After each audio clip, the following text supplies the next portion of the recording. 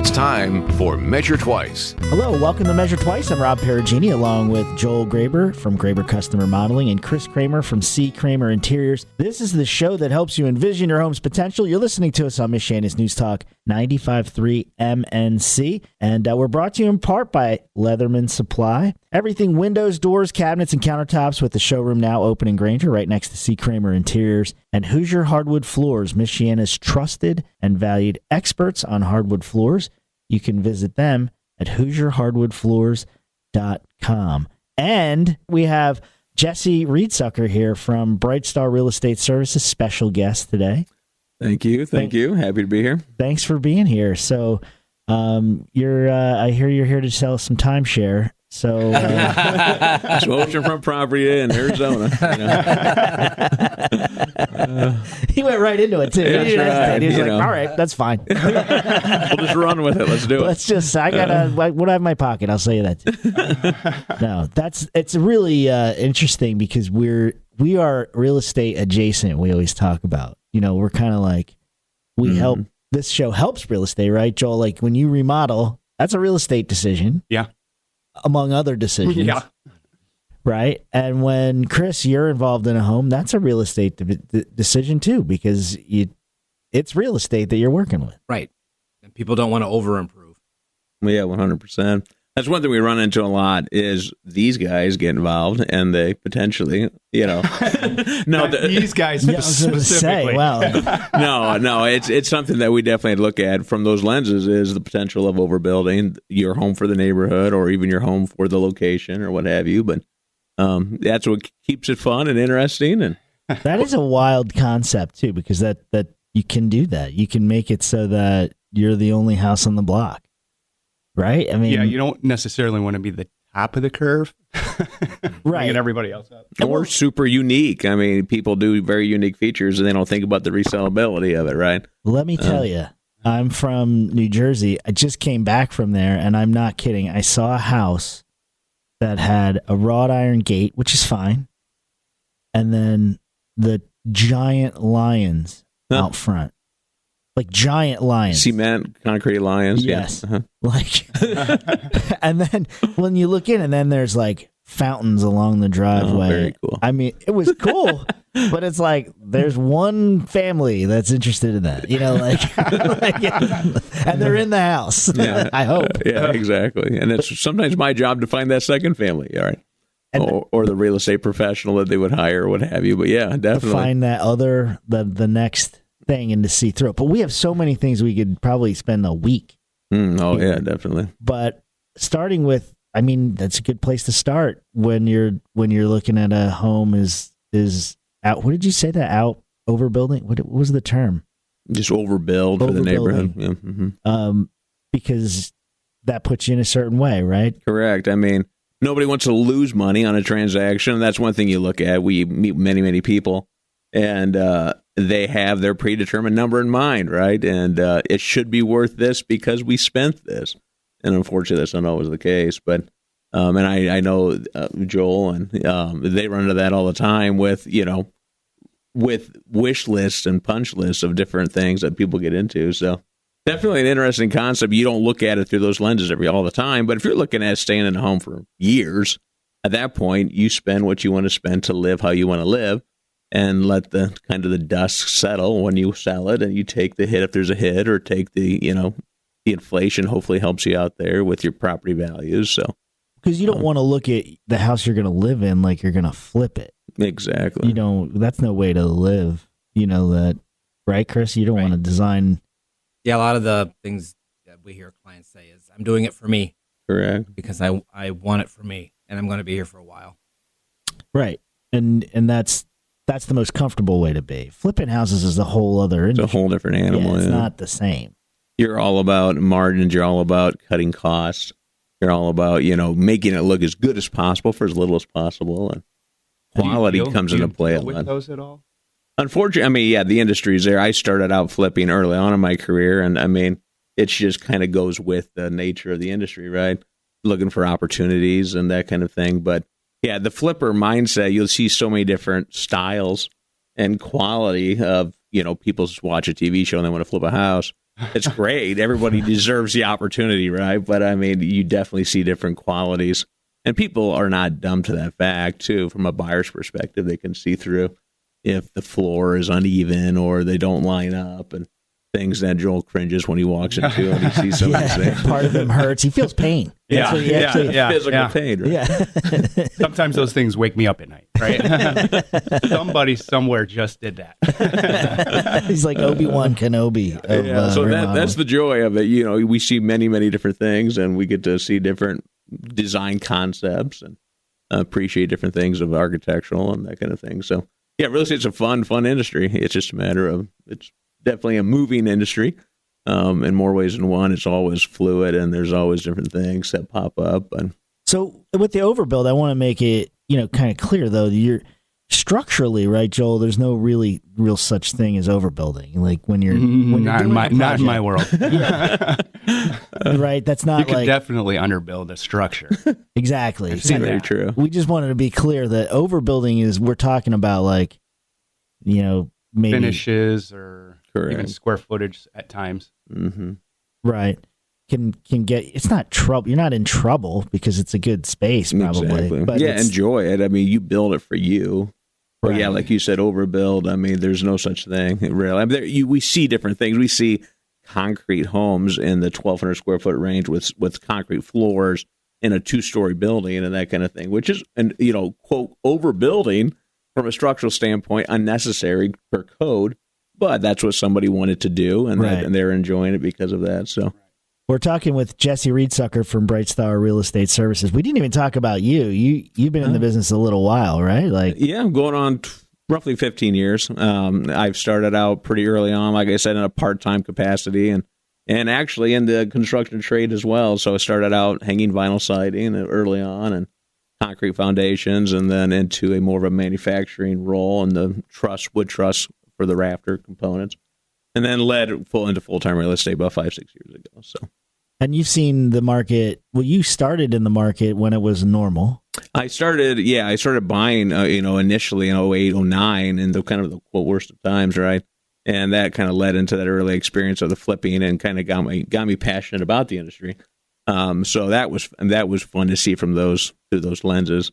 And then, seeing a little bit of a cycle here lately, and Right, and we'll get to that. Really, the topic right now that we're talking about is, well, when you're looking at remodeling your home, you may or may not have to think about the overbuild or underbuild, depending on how long you're going to be there, right? I mean, if you know you're leaving in a year, Chris, how do you look at that? Like if they're like, yeah, we're going to be here a year, we just need to spruce this place up. Do you have the conversation about like, what do you want?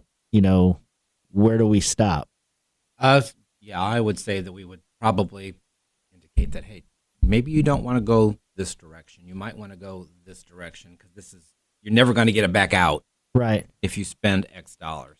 Yeah, we have a whole show, by the way, Jesse, on like, what do you get back? Like, how much do you get back if you do certain things? And we know that you just need a whole home of garage doors. yeah, If your home was all, on the wall. if it was all garage doors, it would never devalue. It would never. I need to write this down. Yeah. That's the secret.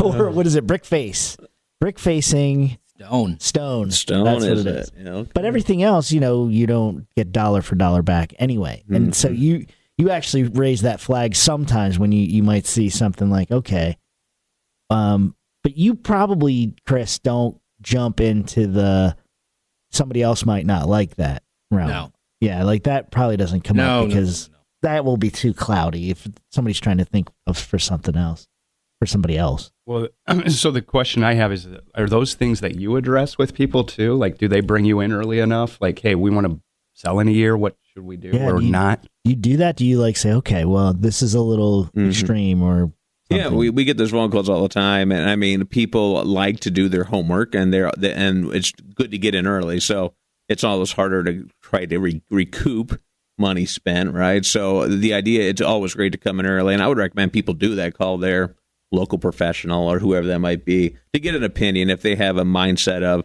thinking of selling. What should I do? And so we have that conversation all the time of should I replace the floor? Should I do this? Should I do that? And there is things that they should, quote, do to potentially get their maximum dollar. But in a lot of regard, it's a lived-in home. A lot of people see that.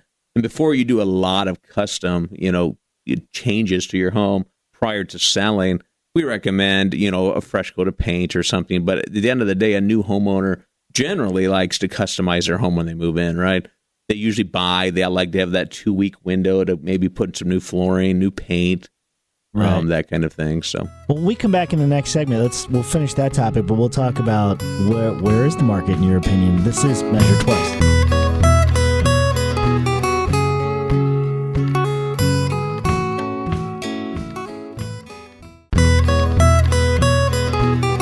Welcome back to Measure Twice. I'm Rob Perugini along with Chris Kramer from C. Kramer Interiors and Joel Graber from Graber Customer Modeling. This is the show that helps you envision your home's potential. And you're listening to us on Michiana's News Talk 95.3 MNC. We're brought to you in part by Leatherman Supply. Everything windows, doors, cabinets, and countertops, with a showroom now open in Granger right next to C. Kramer Interiors. And Hoosier Hardwood Floors, Michiana's trusted and valued experts on hardwood floors. You can visit them at HoosierHardwoodFloors.com. We're here with special guest Jesse Reedsucker from Bright Star Real Estate Service. We've been talking about overbuild, and we're going to start talking about like the market, because that's Sure. probably everybody's probably wants to know, like, okay, what's going on, because it's everybody wants to fall back on, well, things are different, or but to finish up the overbuild part, just to recap that, you can't overbuild structurally. It's either done right or it isn't. correct. Right, Mhm. Joel? I mean, like that's the key. We're talking about like changes that are so dynamic that it outruns the neighborhood you're in. Sure, the actual value or the resellability. Yeah. Correct. But that doesn't mean not to do it, right, Chris? That you make decisions based on your lifestyle. Correct. You don't necessarily have to worry about the next person, because you can't possibly make a decision for the next person No, you that's can't. in it. Everybody's taste is so different. Right. But what we're saying is be mindful of what the money that you're putting in, because it's not coming directly back out. It's coming back in utility, not And enjoyment. Financially. Yeah, exactly. Mhm. yeah. So that's to recap that. But because you're psychic and can tell the future. Yeah, I have that crystal ball with me. Yeah. But that, honestly, that's the thing. We talk about the market, and we're always talking about the present market. It's hard to talk about what's next. So let's start with what was last year like compared to what you're experiencing so far this year. Yeah, so I mean, as our office personally, I mean, last year was a phenomenal year. The market, we kept going higher and higher in values. Interest rates kept increasing as well, obviously, which has then slowed the markets to some degree. There's still a lot of buyers out there that are still qualified buyers that are looking to buy. And then they're going with the mindset of, we do potentially, people in the industry see the value staying on that increasing climb here in value. So people are buying now. The rate might be higher than they like, but then looking at the refinancing, and I think rates have just went down a little bit here in the last week, and now there's kind of a mad dash to refinance, and so we see these cycles. But we anticipate, and there's less homes on the market. Actually, the last 2 years there were very few, and the competition was very heavy, as we all know. And home, there was more homes coming on the market, and now it's kind of leveled and kind of a normal-ish market. But yeah, crystal ball, nobody has that, but we do. I would say there's never a better time to buy if you can financially afford it, right? So if the home that you love or the property you love comes up, buy it, and then refinance if needed, right? So that's the joy of it, right? That's the way, if you look at the history of the interest rates, we're not in a crazy time. We're crazy from a couple of years ago. But again, it was really crazy a couple of years ago. In my opinion, a 30-year mortgage should, in the 2.5 or 2.75, just unheard of, right? So the people that were able to lock in, That was like World War II stuff. it really was. That was and really they don't want to sell now because they don't want to double or triple their interest rate, right? So people are kind of hunkered down, so to speak, and not moving up in house or just doing there. You'll probably see more remodels because of this, because people are looking at maybe customizing what they have rather than move up and home. I mean, that conversation has been had recently. I'm on a project right now that they had thought about building and then decided to sell the house, the property that they had, and just put money into the current house because they like where they're at. It's a great location, and like and it's a great house. They just want to update some stuff. So yeah, those are real things, which is great. I mean, is part of it just that we can't keep up with like new home builds? I think, yeah, I mean, just what we're seeing is, and you're probably seeing it as well, but I mean, lumber prices have been historically high because throughout COVID and the shortage and whatnot. But yeah, build costs have definitely been increasing as well. So people have this vision of they want X amount of square foot and the style, and they are double their budget. Oh yeah, Oh yeah. So it definitely makes it challenging. So I feel for the home builders out there that are working with buyers with expectations and trying to meet those, but it's kind of the new reality at this point, I feel, and it's not going anywhere anytime soon that we can see.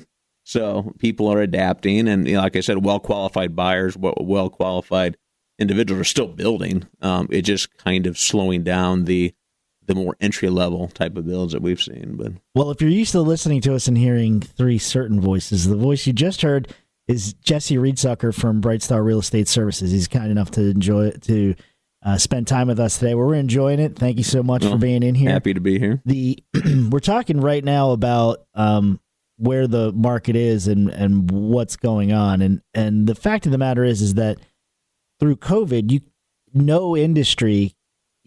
Every industry was affected, right? Mm-hmm. Any time that you take 18 months off of production, I don't care what your business is, you've created a shortage that takes years to come out of. Like there's no mathematical way around it. The houses do not get hatched. Right? They get built and then people have to leave. And so we're probably still in that trough, right? Of scarcity where there's scarcity, demand's probably still there. People probably still want to buy houses. There's just not. From what we've seen and different people in the industry, I have different friends in the industry. They're calling this the great reset, right, of the pricing, because we were seeing historical lows of different, just from my, I'm not a builder, but just looking at what the industry of pricing in there, 5-10 years ago of OSB and that kind of thing, and then all of a sudden it tripled, quadrupled, and now nobody really wants to back off prices. So, from that, is there a shortage potentially? But I think at this point, is this the new normal? I mean, I think people are, gearing up to say yes and just pricing in and factoring in accordingly because, we're not seeing any major price reductions, No, I mean, square footage costs on a new build have gone up 100% in probably the last 4 years.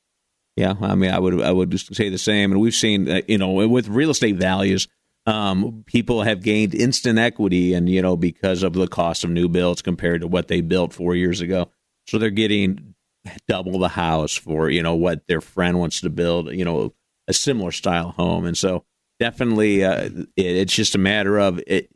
Is it worth waiting to try the market? And from my perspective, I'm telling my buyers and sellers that, I mean, obviously we could time the market. We wouldn't be sitting here. We'd be on a beach somewhere, right? But the idea would be now's the time to sell if you're happy with price and you have a buyer. Same with a buyer. It's hard to time a market, as I think we all can attest to. But just for the record, Jesse, 3 out of 4 of us in here would be on a beach somewhere, no matter what happened. Is that what it is? Really, very low qualifications to get to a beach. We make snap decisions about that. I guess we're only an hour away from That's them. true. Yeah. What we're hearing about the market, and again, that was Jesse Riedsucker from Bright Star Real Estate Services, is that the market is in a state of its own state. So you don't you can't really play it like the stock market. Yeah, from my experience, no. And everyone's at a different stage of life, so that's the joy of what I love about the real estate world is the fact that one day we may be in a $1 million home, or, looking at someone to relocate, or we may be in a, visiting someone in a, senior citizen living area, looking to liquidate their estate and that kind of thing. And so different stages of life, everybody, there's a time to sell, time. If somebody could time the market, sure, they may pick a better time to sell, but, this may be their time to sell, right? So that's what we're seeing. That's what, real estate professionals bring value in every situation, I feel, to be able to help liquidate an asset and with values, regardless of what the current market is, right? So, well, if you have 3 babies and one on the way and you have 3 bedrooms, correct. The market doesn't pay much attention to that. No, you either call Joel for a bedroom. Yeah, you build another one. Get a bunk bed. Yeah, build a mean bunk bed. My kids grew up that way. I grew up that way. Right. If it was up to Joel, he'd just have barracks. Yeah, exactly. And an epoxy room that you could just spray down. Yeah, you just spray it down. You just boiling water, and then that's all you need there. That's pretty much Joel's lifestyle on that. No, I'm just kidding. No, it is my dream. It is his dream. An epoxy home. He's not lying, Chris. So I'm wondering what kind of market value that would bring. Well, when we come back, we can talk about the all epoxy home. Let's challenge Jesse. We'll be right back. This is Measure Twice.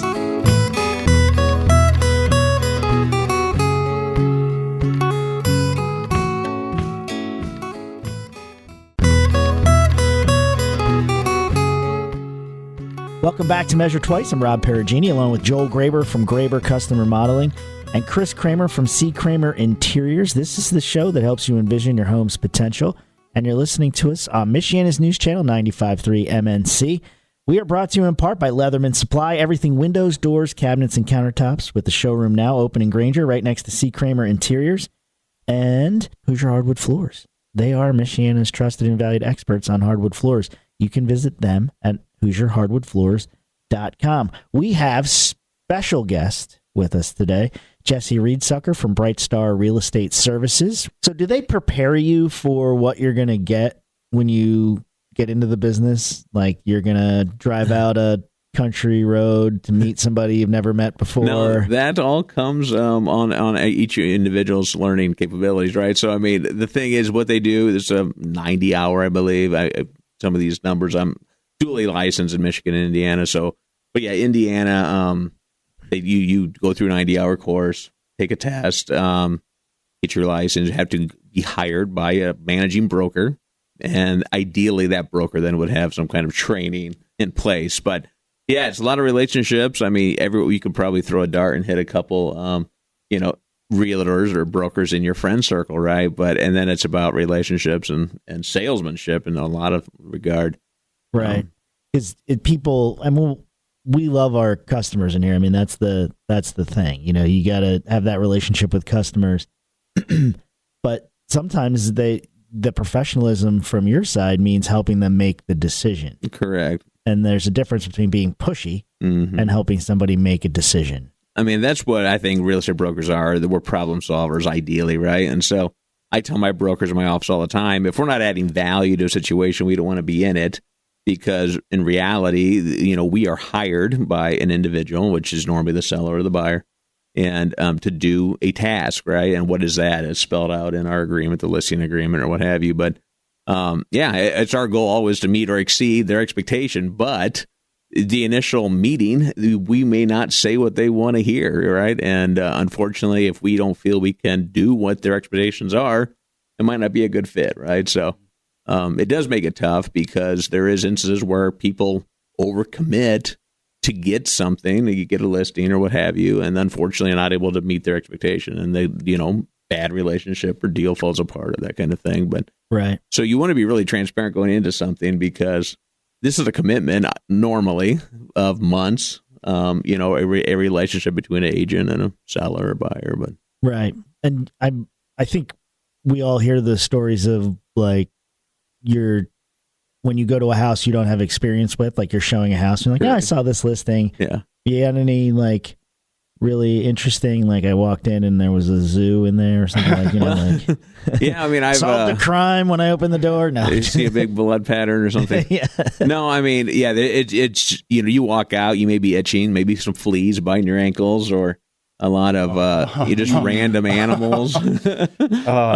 Yeah, it's amazing how people live in one regard or the other. But yeah, multiple times you would be going through a random house and following the trail, so to speak, and watching where you step because of different.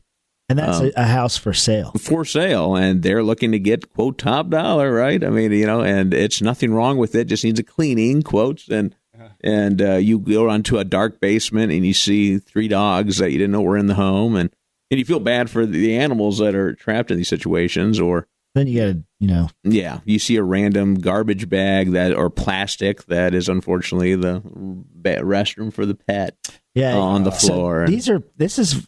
Ladies and gentlemen, this is reality. Unfortunately, people are, when they sell their homes, sometimes don't get the advice that they need. Correct. When they're selling their home, or that they need to hear. Right? That's a real thing. And I'm telling you, I don't know what the animal is called, but it's the largest rodent. It's an Australian animal, wombat or something. It's something like that. I don't know what the name is, but we were looking at houses and they weren't in bad neighborhoods. It wasn't like, and this house was clean upstairs, and we went in the basement and one of those things was loose. No, wow. And it was like, oh my gosh, and the real estate agent looked at the bottom of the page and said, she missed it. Oh, wow. Don't go in the basement. Because this animal was there.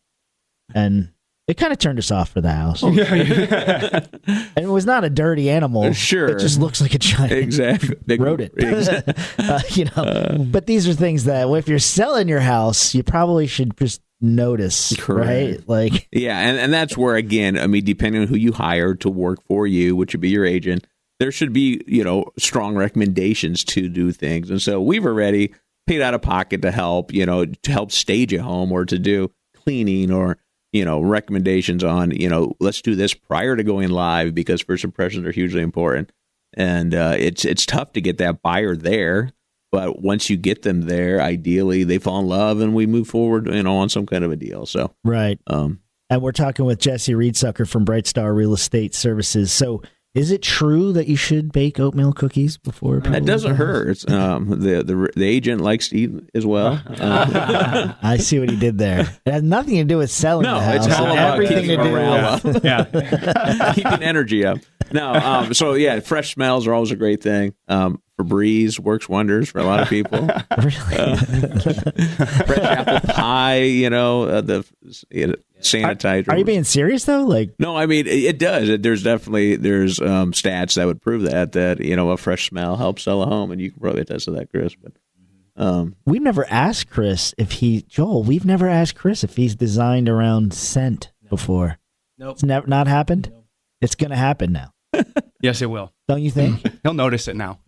But somebody's going to be like, Chris, I'm looking for lavender. And he's like, oh, like purple? I'm like, no. The scent.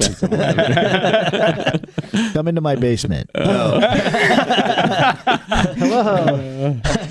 Probably not. But that's we all know that there's like just interesting stories and we don't like to shame anybody, but Correct, like it's kind of you run into that because you're going to be in people's houses and again, not like your customers because you consult your customers. Well, but I mean, maybe when you first go in there, you start to change things, but like you meet, when your industry, I often think I'm like, this person is driving. I still can't get past the don't go in the basement. Would you buy a house if you couldn't go into a basement? No. I mean, if that's on the if it's on the thing, don't go in the basement. Would you ever put that on a seller sheet? Would you put that? Well, I mean, go in the basement. Well, I wouldn't like mandate they can't go to the basement, but I would maybe say, hey, maybe wait till the homeowner's home. If you have further interest, we can go to the basement. We have a loose animal or what have you. But generally, and we've had instances where dogs are like locked up in the basement in their kennel or what have you, and they go crazy and they're barking excessively. And so we may, warn somebody, but ideally we would not lock off a particular room. You wouldn't just put "Don't go in there." That's where we keep the evidence. Exactly. Yeah. If you go in the basement, put on the lotion. That's not. It's a whole different thing, I think. But really, your industry, you put yourself out there a lot. Yeah, we do, and I mean it's definitely when you may say, are you talking about from a security standpoint? Yeah. Definitely. I mean, so there has been some sketchy times, right? And so we have some ladies, that are phenomenal brokers, but I always kind of fear for that, and they also take that into consideration. May take their husband, their boyfriend, or whoever with them, and just sit in the car if nothing else, or at least text me when you're going into a place. And there's also apps and different things for us to do a little bit of a mini background check on new prospective clients to kind of see what's there, and just kind of give us an idea who we're going to be meeting, that kind of thing. So there are steps, but you do hear horror stories, and it's unfortunate. But that's good to hear because it's not just the ladies. Somebody who wants to do wrong. Oh, it could be anybody. I mean, Joel, I've been looking at him. No. Yeah, he's a planner. Yeah, he so really is. we know that about him. It's true.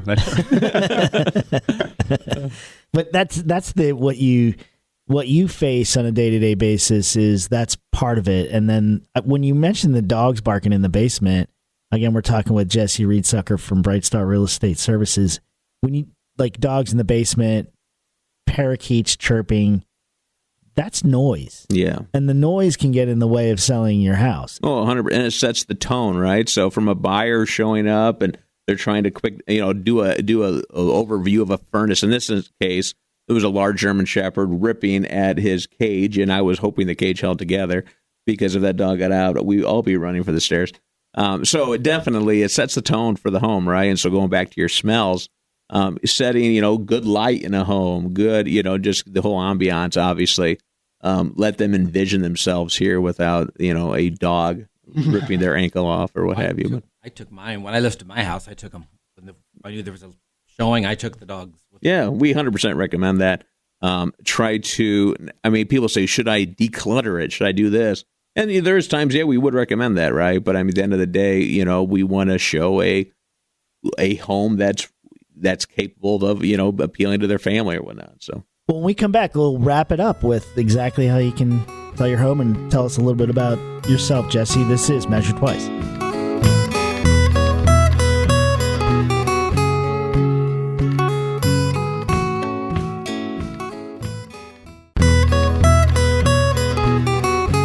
Welcome back to Measure Twice. I'm Rob Perugini along with Chris Kramer from C. Kramer Interiors. This is the show that helps you envision your home's potential. And we're laughing our way back into the segment there. There's nothing wrong with that. You're listening to us on Michiana's News Talk 95.3 MNC. We're brought to you by Leatherman Supply. Everything windows, doors, cabinets, and countertops with a showroom now open in Granger right next to C. Kramer Interiors. And Hoosier Hardwood Floors, Michiana's trusted and valued experts on hardwood floors. You can visit them at HoosierHardwoodFloors.com.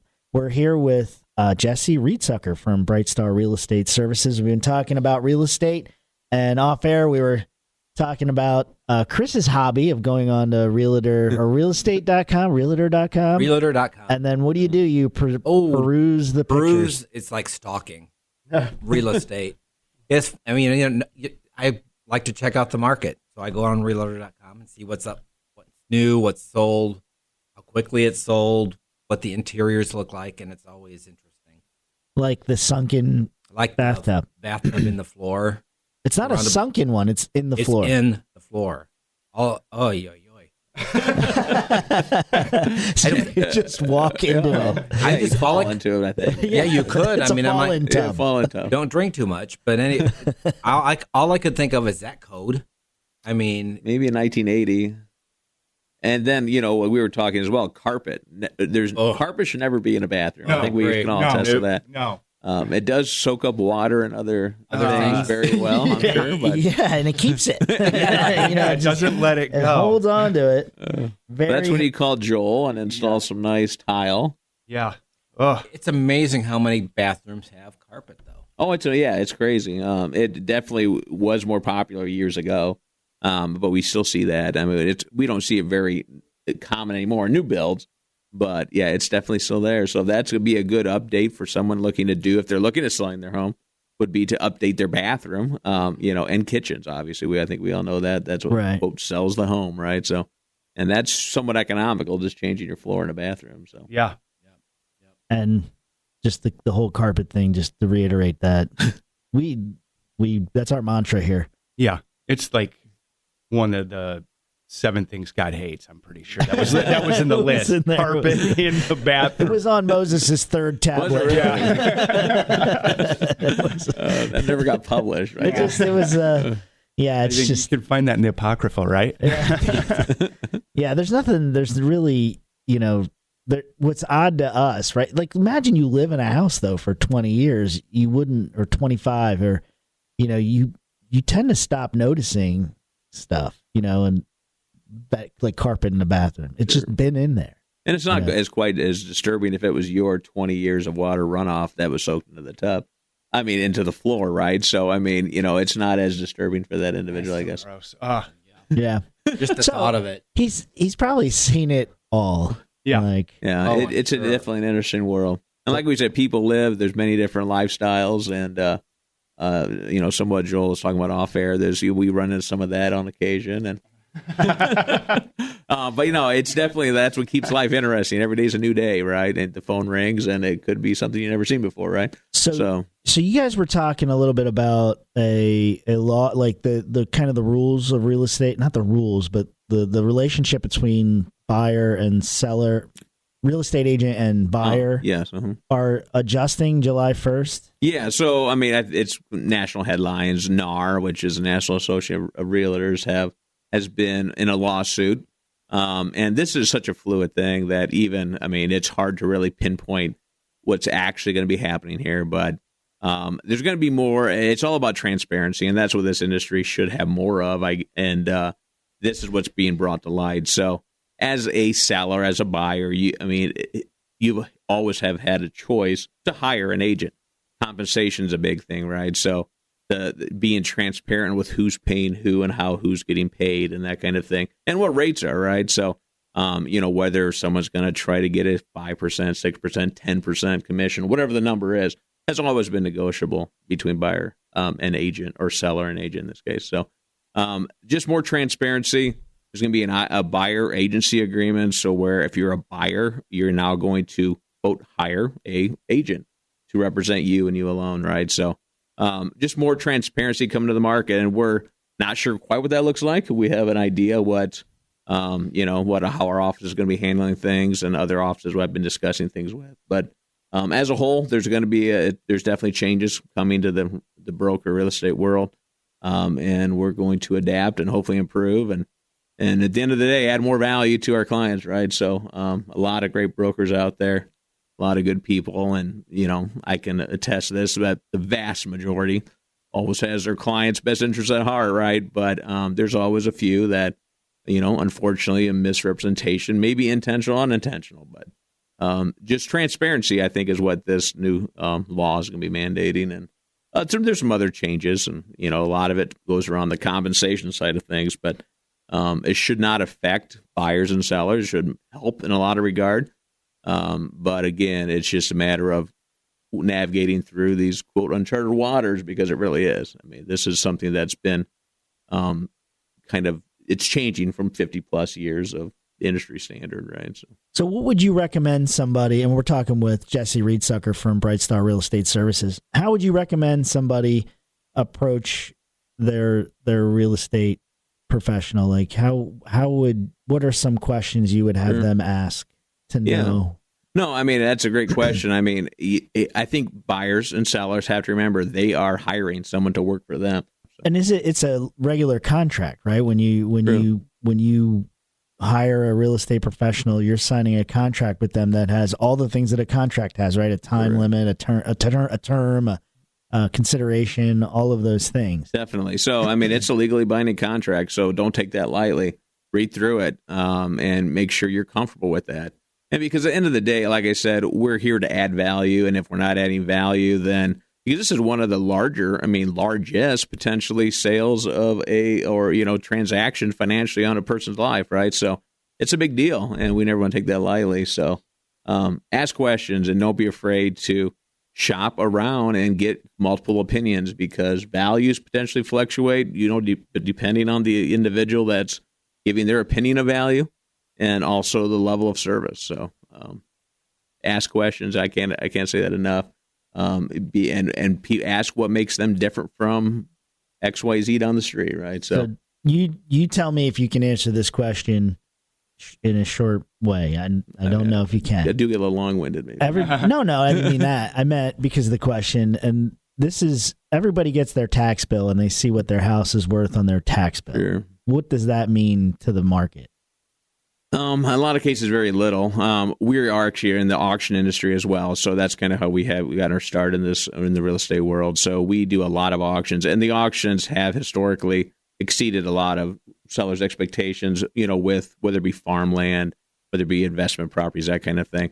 So traditionally, farmland's assessed fairly low, but the actual value is quite high. So I always say that is a good baseline, but normally, and that's, when I say normally, there is at times your actual value far exceeds that. So do you want to call and get it reassessed to your value?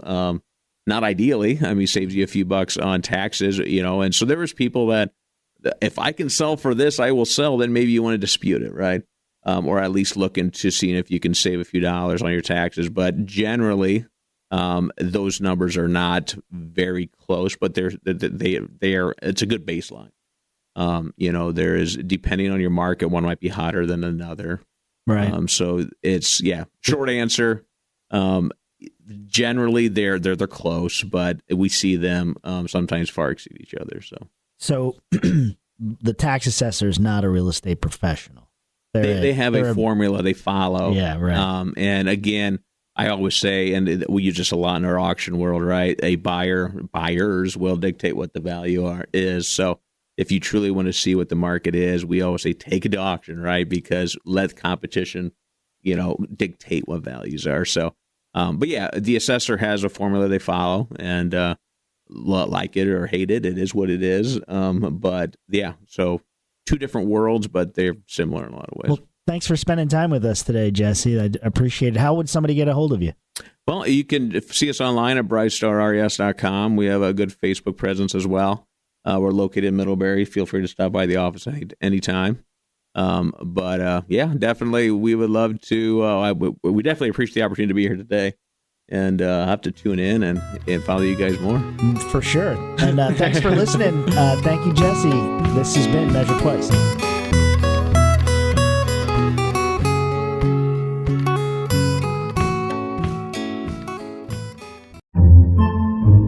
Podcasts by Federated Media.